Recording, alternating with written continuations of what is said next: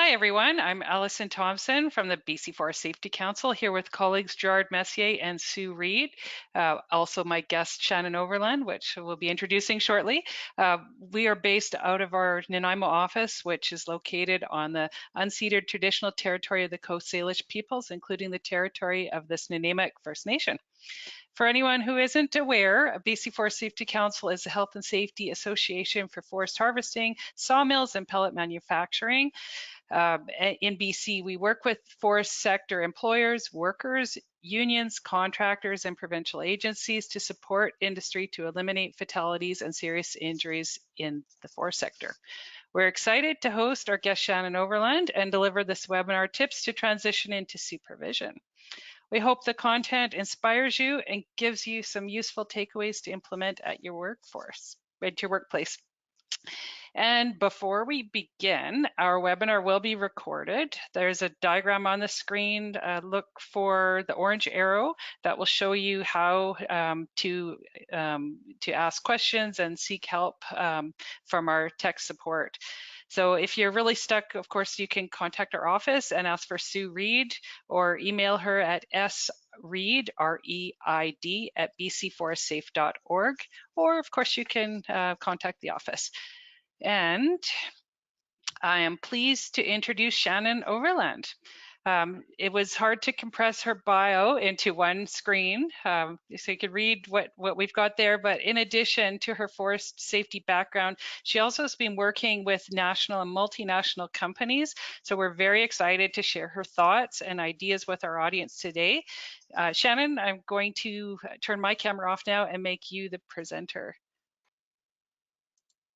Thanks, Allison. Everybody's going to see us do the ugly freeze in just a second as we do this transition.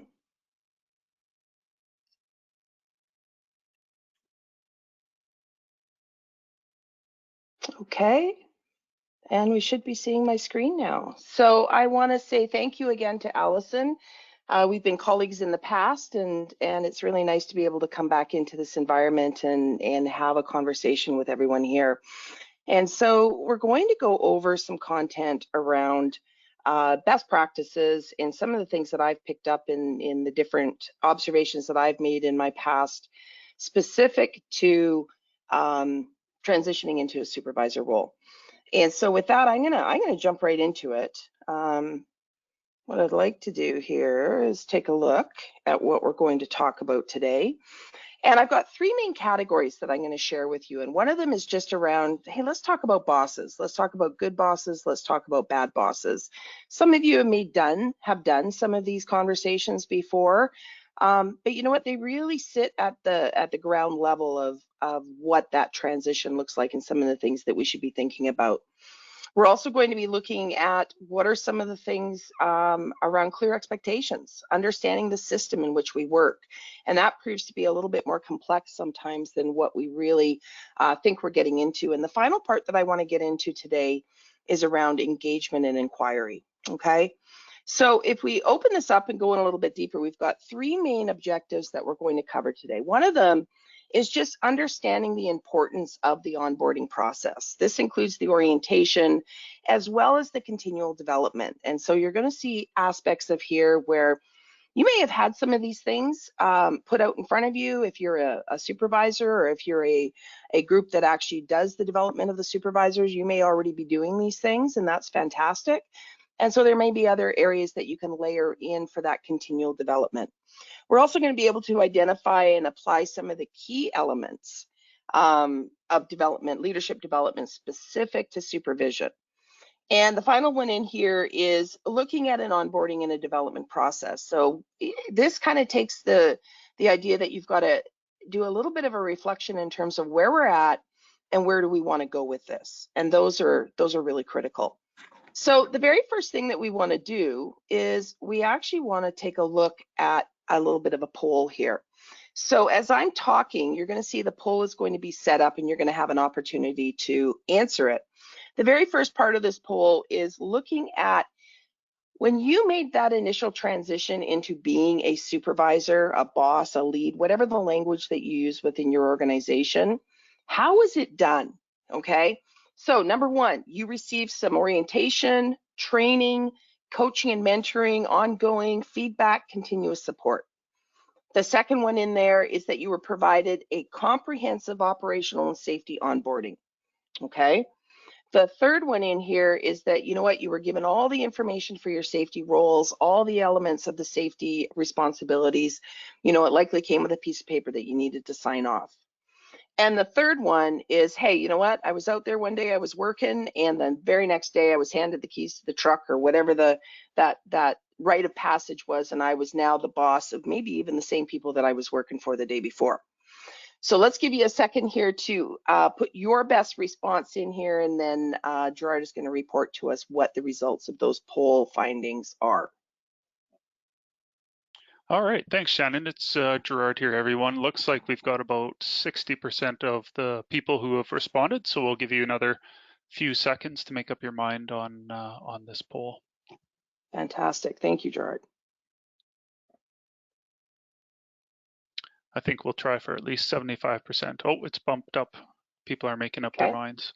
Okay, we'll give you another couple of seconds, and then we'll share the results. And I don't know about you guys, but I very definitely know how I would answer this question, but it also would probably dictate how old I am. Okay, we're going to close up the poll now, and we'll be able to share the results here momentarily. So yeah, it's a pretty good spread amongst three of them. 36% showed the orientation, training, and mentoring. 28% said info for my safety roles and responsibilities was provided, and 31% said one day I was working, the next I was the boss. All right, back to you, Shannon. Thank you. So we've got a really interesting spread in there. So we've got a lot of similarities. So here's what I'll say as we go forward with this. I would say that everybody's going to have a little bit of something they can take away from it. We really want to be focusing on the things that we're already doing well, and we always want to be looking for that opportunity of where we can advance. And so with that, I want to move forward, and in this element, what I'm going to do is I'd like for you to have a piece of paper and a pen in hand. Hopefully you've got that anyways, but I'm going to do a little bit of an activity with you. And all I want you to do is I want you to draw a line down the middle of the paper. I am going to time you, okay? So I'm going to time you, and here's what your challenge is for the first one. I want you to think about all things that you would use, all words and phrases that you would use to describe a bad boss. Now, the only thing I'm asking you not to do is to write down a bunch of names, but we want to look at what makes a bad boss. I'm going to give you 30 seconds. I'm starting the timer now. And so go ahead, all the phrases and words around what a bad boss is.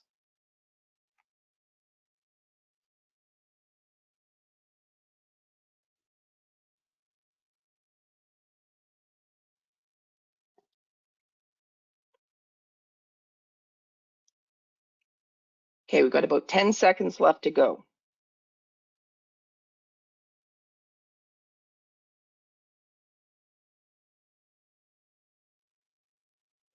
Good, and that's the end of that. Okay, on the other side of the column, you probably have already figured this out already, but what I'd like you to do is now we're going to transition into what has made a good boss. And so, you know what, think back. I mean, the boss may not be in that employment realm. It could be a coach, it could be a mentor, it could be somebody in the community. But again, I'm going to say go, and you've got 30 seconds to write down everything that you can associate with good boss. So let's start now, 30 seconds.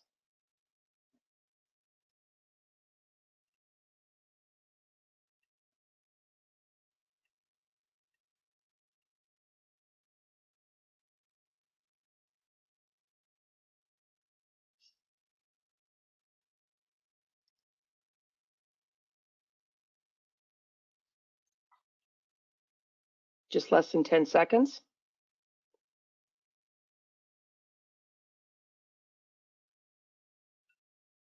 Okay, there's the 30 seconds. So we're not engaging in this, but I want to just share with you, I've done this activity all over the place. Probably, I don't even know how many hundreds of times had people do this exact activity. And there's always some trends that emerge in this. And what I'll share with you is, if you're looking at the difference in the language between the two, start asking yourself, what are the significant characteristics or what are the significant differences between the two that you see? One of the things I'll share with you is when you look at the characteristics of a good boss, I am highly doubtful that the majority of your language is focused on production, getting the job done. It is not necessarily operational. It is not the person who is able to survey the most meters or get the most product through the door or any of those. Typically, when we look at our good boss language, the qualities often align best with relationships, those words that would build trust, and phrases. And a lot of the times are a lot more aligned with what we would define as soft skills. Bad boss qualities will often bring up what I call the historical consequences, is the sum of our experiences from the past.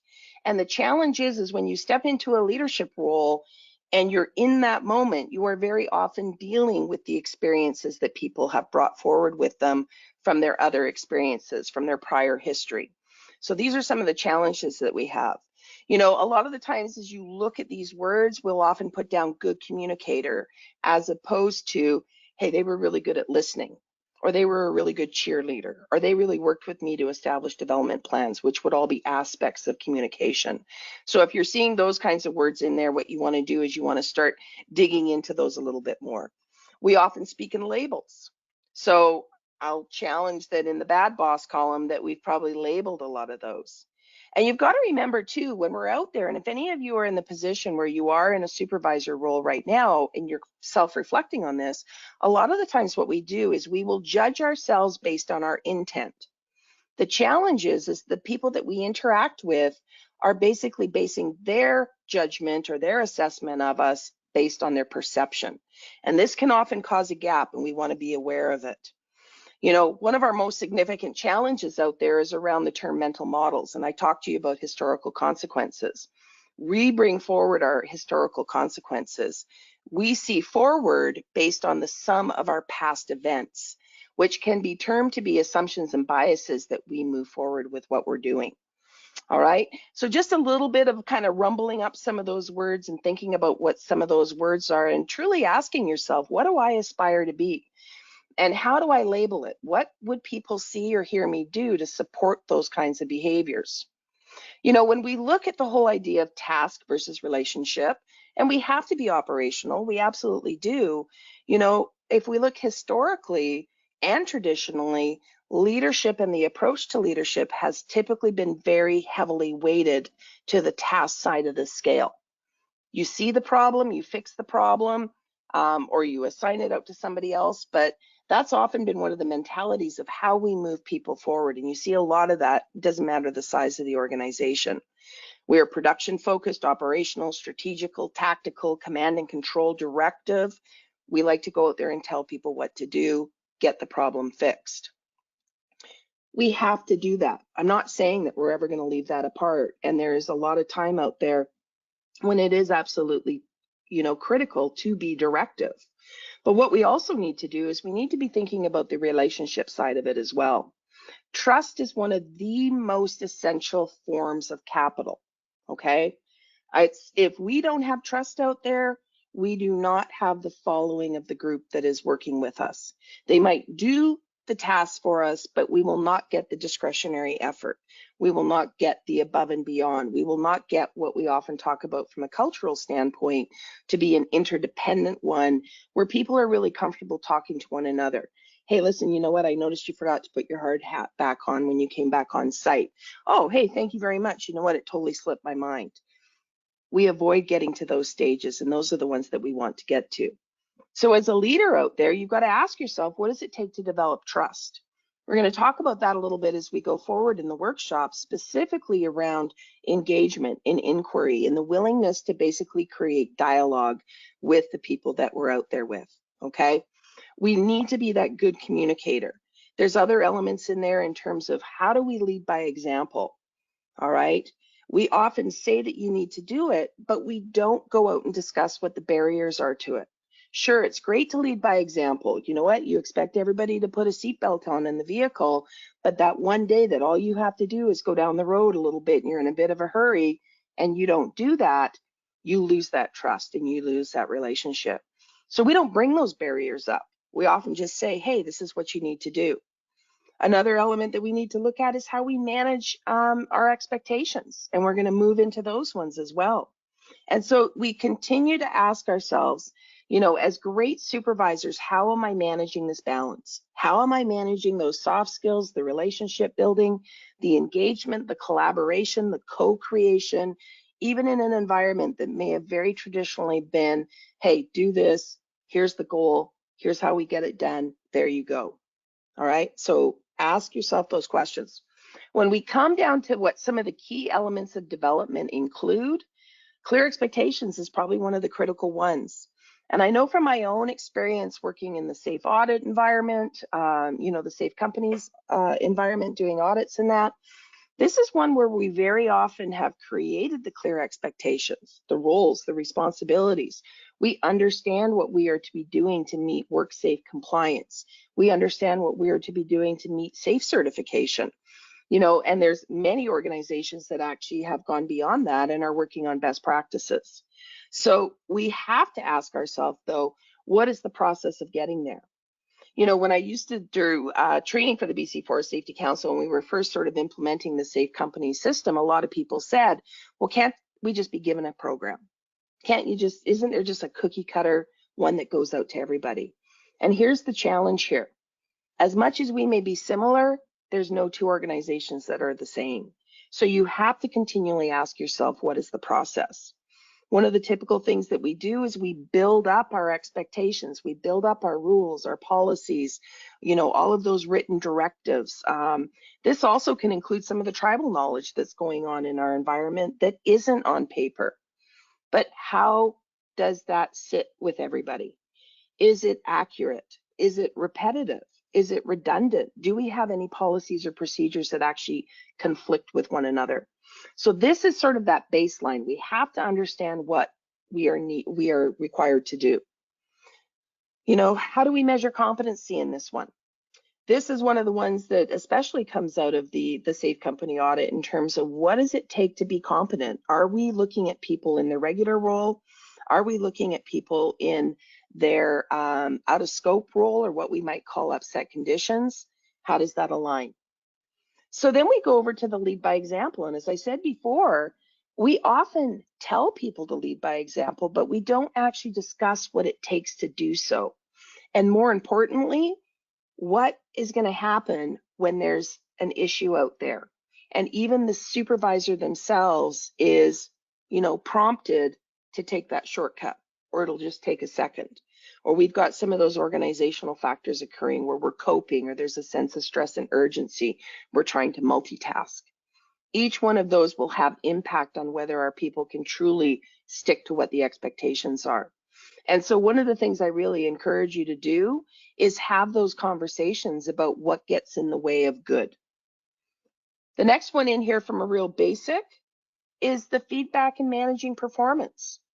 I can share this with you. This isn't a class or a webinar on feedback, but it's very infrequently developed within people from a formalized process. I ask in pretty much every setting that I go in, both at the front line and at the executive level, how many of you have had formal training in feedback delivery? I would say at the front line, from just my own observation, that answer is less than 5%. At the executive level, it's less than 10. You know, so we've got these processes, we've got these systems in place, these clear expectations, and yet we haven't necessarily developed ourselves and our people to be able to go out there and create an engaged conversation that provides both that success-driven feedback to reinforce what people are doing, as well as having to go in there and provide guidance feedback to address when things are not as per standard. All right, so what is your system? What is your process? You know, what kind of access have you had? I know that these things are covered within some of the training within the BC Forest Safety Council, but what training is there? Training typically accounts for about 20% of that shift. The other part comes from coaching. So how are we going to support our people in the field so that they can actually practice these skills and get the necessary feedback? How are we going to support it? How are we going to implement performance management? All right. So what does that look like? It's not just a disciplinary process. Discipline typically comes into play maybe 3 to 5% of the time. Performance management is done within a feedback system that allows us to coach and mentor people into doing the right thing. All right. Beyond that, it comes down to engagement. And, you know, I truly believe that this is probably one of the most critical skill sets that we can work on ourselves and be developed in. You know, what does engagement look like? What does a true dialogue look like between two people? Part of the problem is often when we go into it, we want to go in with the content that we want the people to know. So we typically will go in with those leading questions, closed-ended questions. We need to gain that confidence in ourselves to be able to step back and truly ask those things that we may not know the answers to. And I'll take you into that as well. You know, what is the intent? Why am I having this conversation? And how are we going to benefit? You know, what or how are we going to make a transition into an engagement approach versus that directive command and control? Because again, that historical consequence and those assumptions and biases really come forward with this. You know, and if you notice as you look across these elements, you know, one of them is truly a soft skill, the engagement part. We could say that, hey, you know what, feedback is as well. We can put a bit of more of a formalized process. When we look at our clear expectations, those are hard-driven tasks. That's putting pen to paper. And so you're going to see these themes weave their way through the rest of the presentation. I talked to you a little bit about clear expectations. You know, and when we have the clear expectations, part of it is not just understanding that central portion that we are responsible for every day under the company name of X. It really comes down to understanding what the actual system that we work within. So if you see all the bubbles to the right there, you'll see the organization is at the center. But what do we have impact on and what impacts us? So, I mean, we can have customers, we can have the client, we can have the regulatory bodies, we have the BC Forest Safety Council, you've got the workforce themselves. There's all kind of entities that kind of is that ebb and flow. So what are those clear expectations beyond the safety management system or the safety plan that the company houses? What is beyond what's asked for with the BC Safe Companies process? Or even what is there beyond WorkSafe BC? Because those are the core ones that we typically put our focus on. Community guidelines, TDG, commercial, blasting, explosives. You know, these are ones that we want to make sure that our supervisors have an idea about. When we look at systems, again, they interconnect and all things have impact on others. So when we look at sort of that compliance system that sometimes we get, that's where our safe management systems or our safety plan can actually build up in redundancy. We can actually create conflicting statements in there if we don't have a full understanding of everything that it reflects. And the other part too is we can get to a point where we just have too much of everything. You know, so one of the things I want to point out here too is when we are in our own system, we also become very comfortable with it. We almost become desensitized to it. You almost become tunnel vision because these are the expectations that I have. These are the mental models that I bring forward. So one of the things I want to bring up is just an awareness. I don't know if anybody here has ever heard about the parable of the boiling frog. That's why this really weird diagram is in the middle of the screen right now. But the whole idea of the boiling frog is that if you heat a pot of water and go to put a frog in it, they will react instantaneously because it's a shock to their system. However, if you put a frog in a boiling pot of water, and I don't suggest that anybody do this, but if you put a frog in a pot of water, not boiling water, and turn the temperature up, the frog will not notice and they will not react.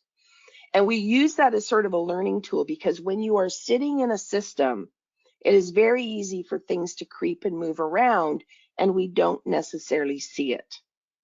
All right. So we want to step back so that we are actually learning to see those slow and gradual processes, how we are able to slow ourselves down out of what can be a very frantic pace. You know, if we don't see these things, this is the whole idea of being able to see out in front of you, see around the corner. Elements such as COVID are a really good example of where we have gotten very, very comfortable in our system.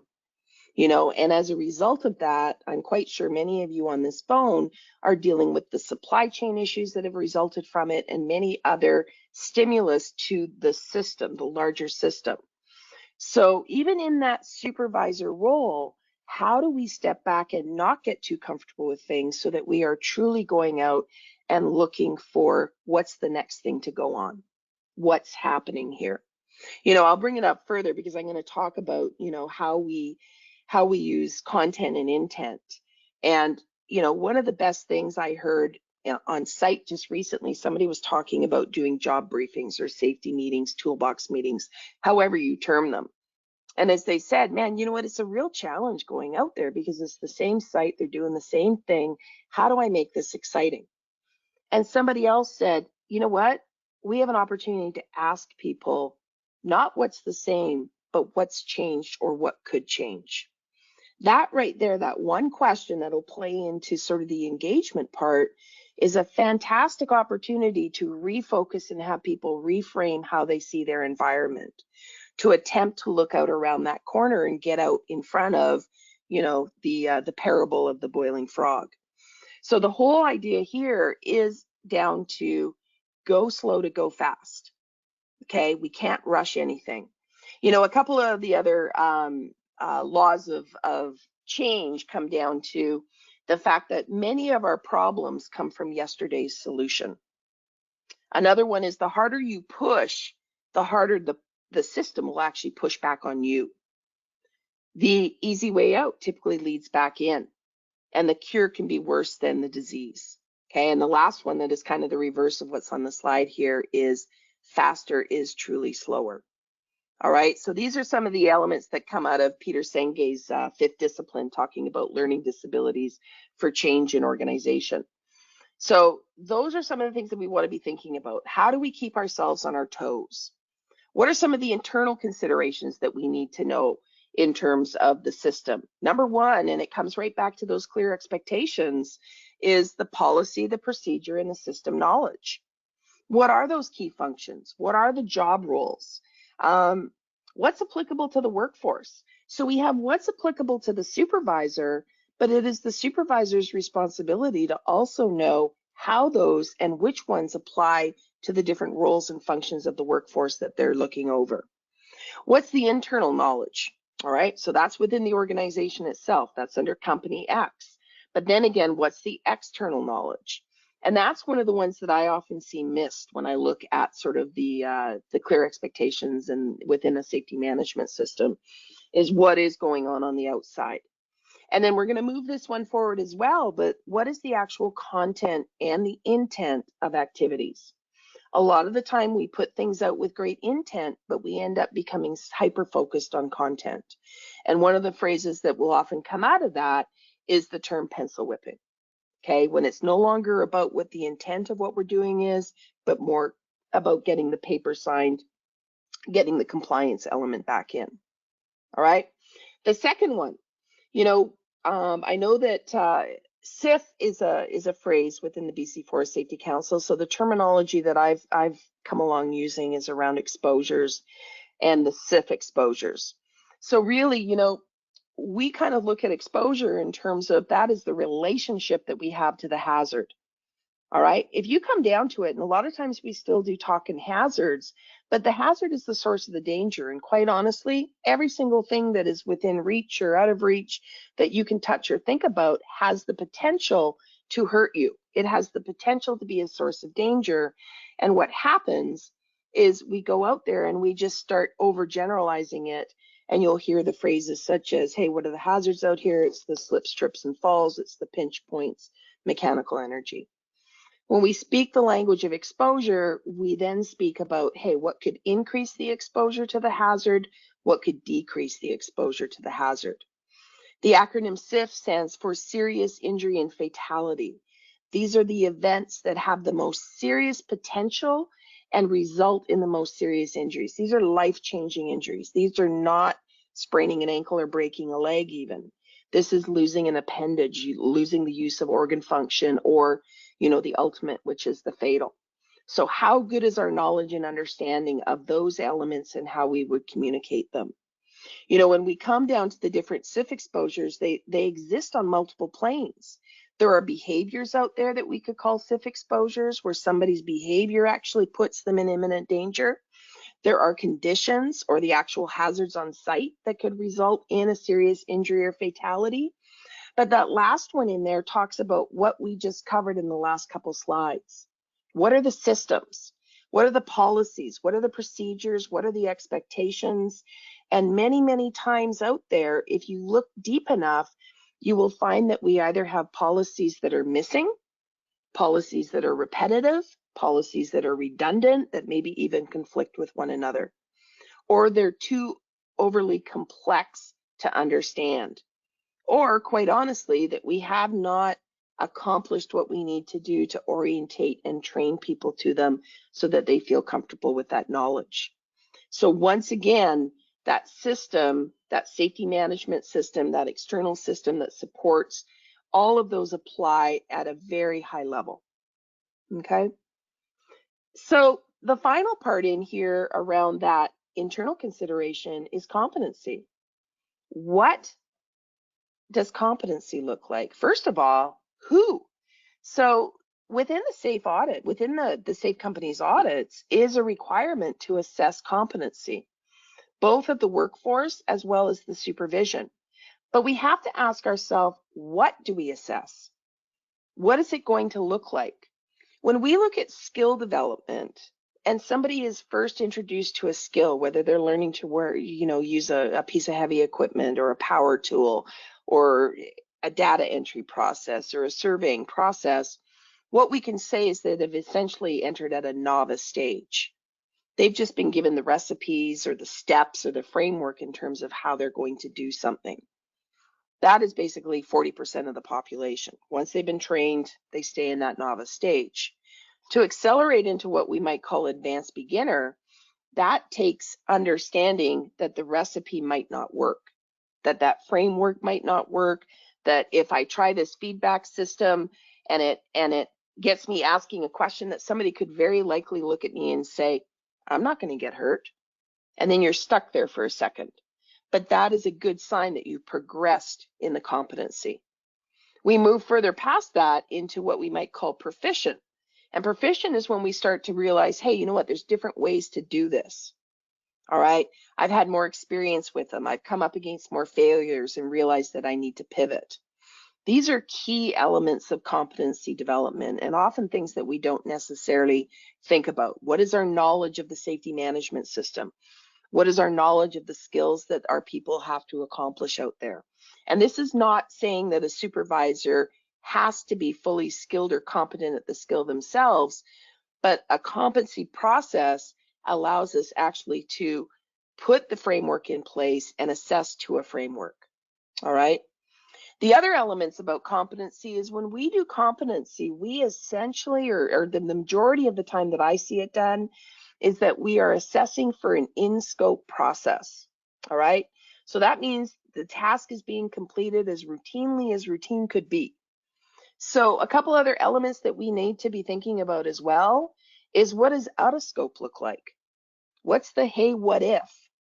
The other one is the emergency response. And I think one of the things that really comes clear from the emergency response is how many times emergencies have escalated and led to absolutely tragic events. You can go into the alerts and the sharings within the BC Forest Safety Council, and you can find examples of these all over the place. So there's the process of even checking out your emergency response plan.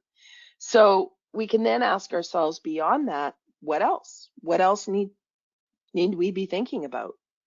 So there isn't just one simple competency. I know for myself, I found that there was great value walking around and asking the workforce, what would it look like to be a competent log truck driver? What would it look like to be a competent surveyor? What would it look like to be a competent planer in a mill? Whatever that task is, involve those individuals, asking them, what does competence look like from a supervisor's perspective? What do they need to be able to do? All right. What would those in scope, out of scope situations look like? So this is a deep conversation. This isn't just a, hey, here's a page and you can tick it off. But if we want to really develop that supervisor, if you are the supervisor yourself, these are the things that we can be asking ourselves about. All right. So we've gone over sort of the key expectations. We've gone over the understanding the system and all the different nuances and the complexity of said system. And so the last part that I want to go with you on is around the engagement and the inquiry. I've already mentioned these words, content versus intent. A lot of the times we are given forms, we are given assessment tools, we are given inspection forms, and we say, hey, you know what, fill that out. And we fill it out, we sign it off, we put it in, and it goes back into our paper system. And so I want to just remind you is whatever we're doing out there, we've got the opportunity to always, as a supervisor, going out there, and asking ourselves, what's the intent of this? If we're doing a startup meeting in the morning for whatever language you use, what's the intent of it? We have to remember these folks, they've been wherever for the last 12, 14 hours. They've been at home, they've been back in regular life, and now they're coming to us potentially distracted. Now they're coming to us potentially in what we call from a brain-centric perspective, in a fast brain mode. They're coming to us, not necessarily thinking about exactly what could get in their way today. And so this is a key element to get into the why.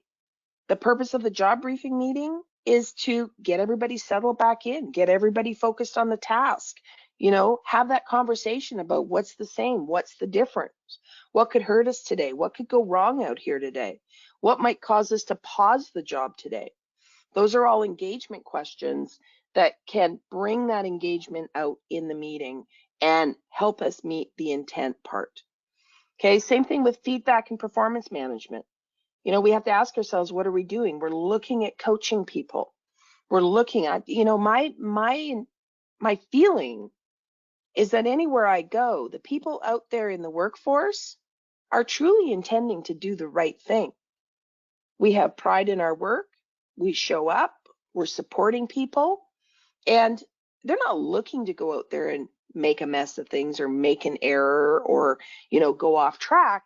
There's all kinds of elements within our system that actually make that influence.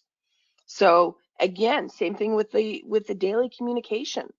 If all we're going around is doing is saying, hey, everything good? You okay? Make sure you get that done. You got to think about it. If that person can look at you, and my favorite one is to respond with the we're not doing enough. And so content is one thing. Content is the key elements that we're going to get, but we need to always be asking the intent. So if you are given forms to fill out, if you are giving a process to outline to the team, ask for it. What do we want to get out of this? And then we've got an opportunity to ask ourselves, is it effective? Did we get that out of it? This is something that I have put together over the last year after going through a lot of work around engagement. And what I share in here is that essentially, very often when I observe engagement in the field, it comes in much closer to that bottom section of what I'm calling the funnel here. It is very tactical. It is telling people what to do. It is very directive. And if there are questions in there, it might be something like, do you have any questions? And which is typically responded with either a grunt or no answer at all. All right. So just some real key thoughts going forward is, what does it take to truly create further engagement? And I'll tell you right at the top is that we need to suspend our own biases and assumptions and be willing, even though we might be on that site or in that office or side by side with that supervisor or that worker every day, that we still have the opportunity to ask for their perspective. Hey, tell me a little bit about what's going on out here. Can you show me what you're doing today? What's going on? What are you guys dealing with today? All those questions are designed to basically bring forth answers that I may or may not expect. And that's the power of them. So one of the things I'll always say is where we can get further up on this funnel, open up the conversation and allow that person to share perspective. The next element comes down to, hey, what do they see? Do they see what I'm seeing out here? What's going on? What could get out there and hurt us? And this really centers around the exposure. There are 6 different ways that I know I was taught in Sesame Street to answer a question or start a question, and they were who, what, when, why, where, and how. And the best practice for open-ended questions are 2 of those. They are the what questions and the how questions. So you can thank me later, but I just saved you years of work and a lot of money in doing some graduate studies to find that out. But what and how? The what question, hey, what could go wrong? Okay, what's the worst thing that could happen out here? What could be different in what we're doing out here today? Are all designed to get an open response. All right. How could you get hurt? Same thing. So when we want to get an understanding, if people see the exposures, if they understand the exposures, those what and how questions are going to be very, very powerful. They also keep us much higher in the dialogue. If people are struggling with things, if we're coming in and saying, hey, you know what, how could you get hurt out here? What could go wrong out here? What are you thinking? And hey, they're going to push back and say, you know what, nothing is the same as it always has been. A what if question can be very powerful because it still allows us to bring a question into the arena, but we can put a potential scenario in place. You know, hey, what if you fell down those stairs right now because you're not using the handrail? You hit your head on the ground. What would that look like for you? As we get further down in our conversation, this is where we have the opportunity to get a little bit more clear in terms of verifying and clarifying details. You know, this is where the who question, the when question, the where question, but the what and the how as well. I'll tell you this, anytime I observe a conversation, this is typically where people come in when they think they're asking questions. All right, they're very specific. They might be very leading in that question. They want to kind of put the answer in. What's the load rating on that rigging? What's the rating on that crane? How, you know, you're going to use those tools to take down the tree, right? And so a lot of those come together and it takes away a lot of the rest of the conversation. We have an opportunity there once we've moved down the conversation, though, to start talking about what's necessary to control, fix, move forward, solve a problem. And the very last one in here really comes down to what is actionable. What do I need to do going forward? What do you need to do going forward? What is our plan? Throughout this entire process, there's the active intentional listening. All right. So this is a whole process to kind of get us thinking around those soft skills and communication. How do I get myself further up in the funnel? And how do I truly listen to what's coming out of that conversation?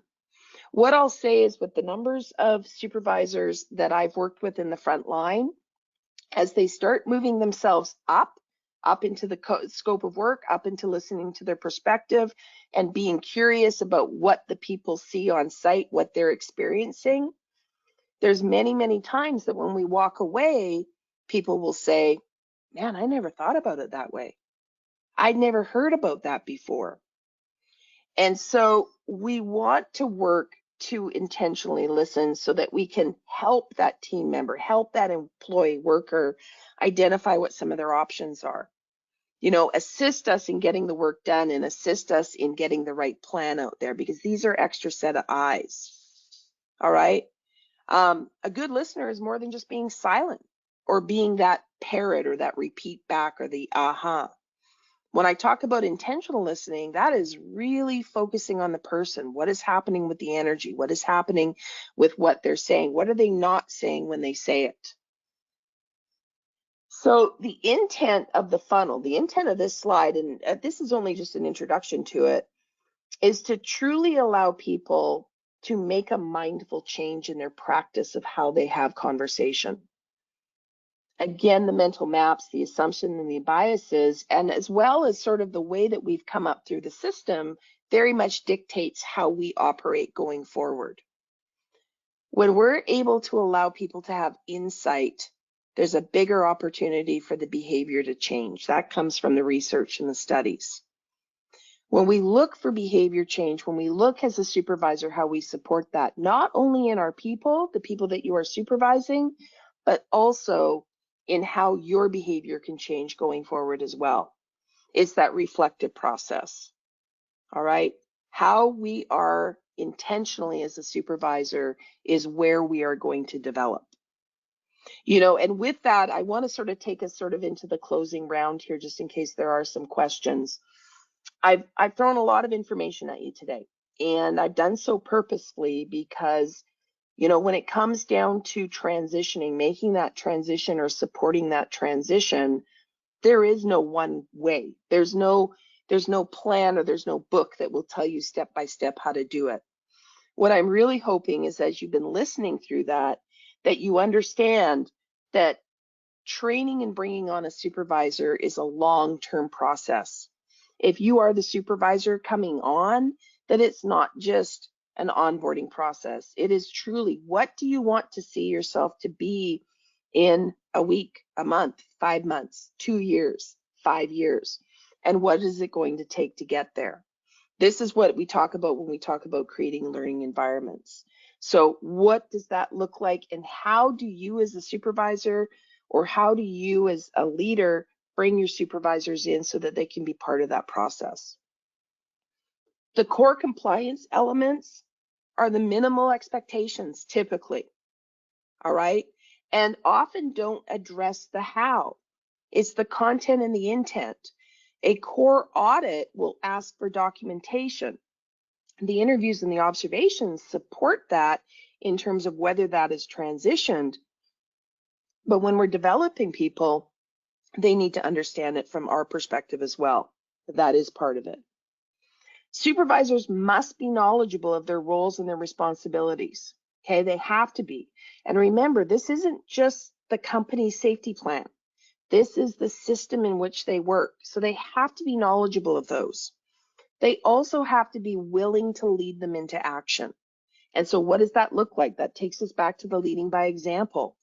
And if we don't talk about leading by example and talk about the barriers that can get in the way of doing it effectively, we actually put our supervisors at a detriment. We don't give them the tools to deal with some of the challenges that they'll face. So we need to be honest about that. Skill development in effective engagement, including listening, is critical. It is so critical, and I don't know that I've ever actually seen it intentionally being done within an organization until we come in to do some strategic consulting with them. And so it would be amazing to hear that people are doing that. But what is your feedback system? What is your coaching process? How are you moving people along? One of the things that we talk about is retention of people. And I know from even my own experience out there, people moving into these roles, they want not only professional development, but when they can take away personal development, that's critical. It doesn't happen naturally. And it doesn't happen just by going to a course or a webinar either. It's an intense process. Feedback is a skill. It's absolutely a skill, and it's one, and I'm going to say it, that we are terrible at. Terrible, terrible, terrible. All right. And so how do we develop that skill? Again, it takes a lot of self-reflection, but where's the opportunity for our supervisors to actually, learn that skill?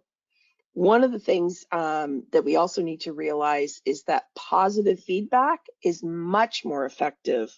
That success feedback is much more effective than guidance feedback or corrective feedback, as we may sometimes say. There's all kinds of processes out there. I'm not necessarily one is better than the other, but the skill has to be learned, and then it has to have intentional practice that goes with it. I can share from my own perspective, I was probably 6 to 8 months in doing it on a regular basis before I actually felt like I was gaining some traction. Now I'm a bit of a slow learner too, so I mean, don't hold it against me, but it is a process to feel comfortable and to go through all the nuances of the conversation that come up. And the last one that I have in here before I hand the screen back over is that we truly have to understand the intent that comes with the content. All right, we always have to be asking ourselves, why are we doing this? What do I want to get out of this? What would do a better job? Am I meeting my target? Because if we revert back to just filling out the content, checking the boxes, all of those, we're not going to get there. Okay. So that is the end of the main part of the webinar. I do have another poll that I would like to bring up with you. And the poll essentially talks about, I've thrown a lot of stuff at you. It really comes down to what's going to stick on the wall for you.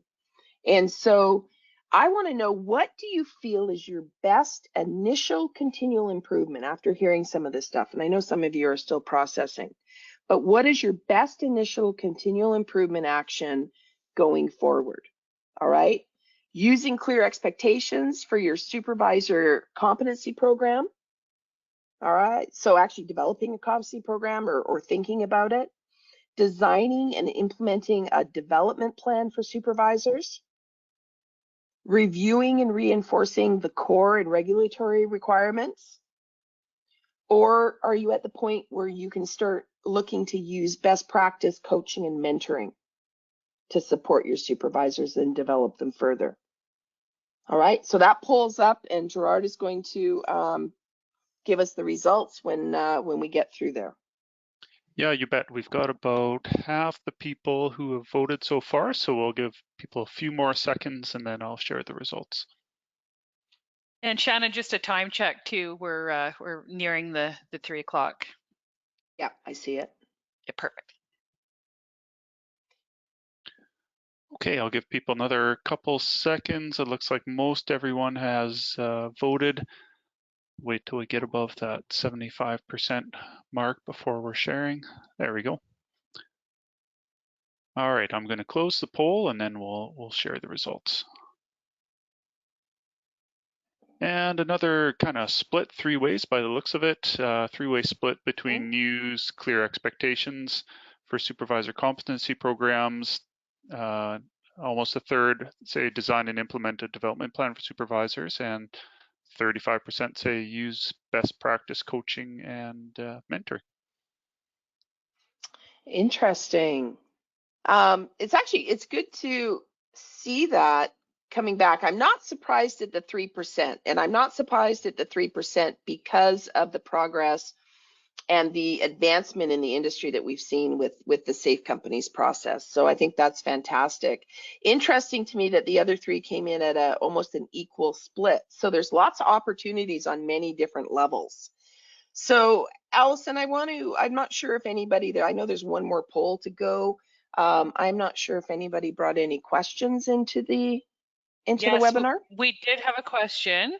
Can you give us any tips on verbal communication skills necessary to universally reach all workers? What you say may not always be what they hear. Is it more the need to ask the right questions which engage them rather than giving the ability to respond in a poorly constructed question with one-word answers or with just their body language? Yeah, and you know what? Honestly, I think that's a fabulous question. And what I would say is I think you actually answered it in there.